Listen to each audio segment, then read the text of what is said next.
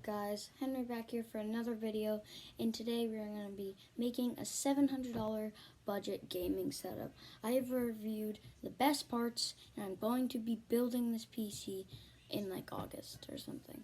So stay tuned for the build. Okay, so what we have first is the AMD Ryzen 5 1600. It is a very good processor, especially for its price. It's around $104, and I will be showing you the picture soon. It's pretty good for streaming, and this is what it looks like. We have, of course, the CPU cooler.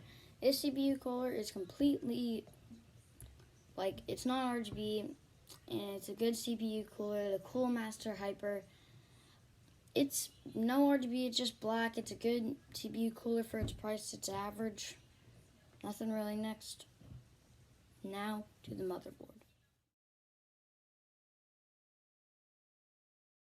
The motherboard, we went with the Gigabyte B450M D534 micro motherboard. Remember, all these parts are compatible, and it's a good motherboard for its price. It's $75, and I think it's very worth its price.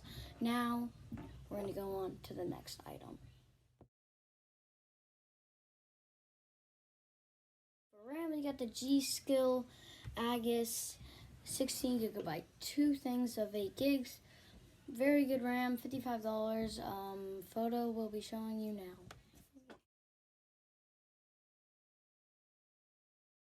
We have the very popular Barracuda 2 terabyte hard drive for storage.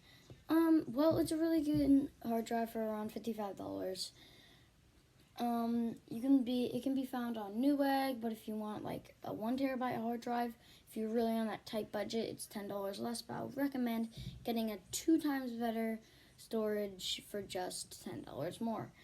So this is the picture of it. I hope you enjoy it.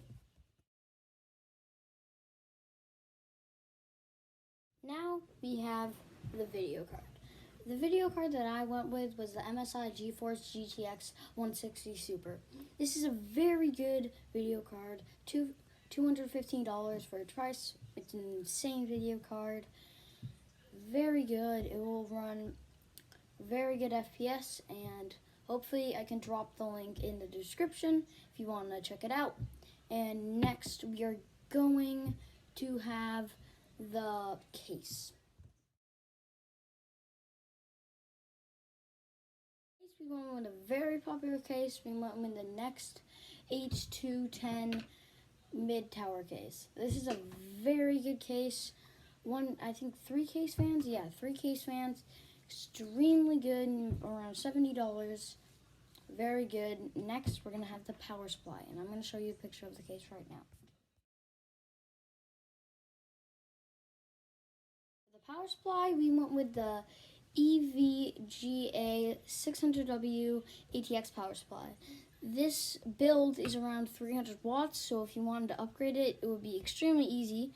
I think it's 300 watts or less, so it will be very easy to upgrade, and I'm going to show you the picture right now.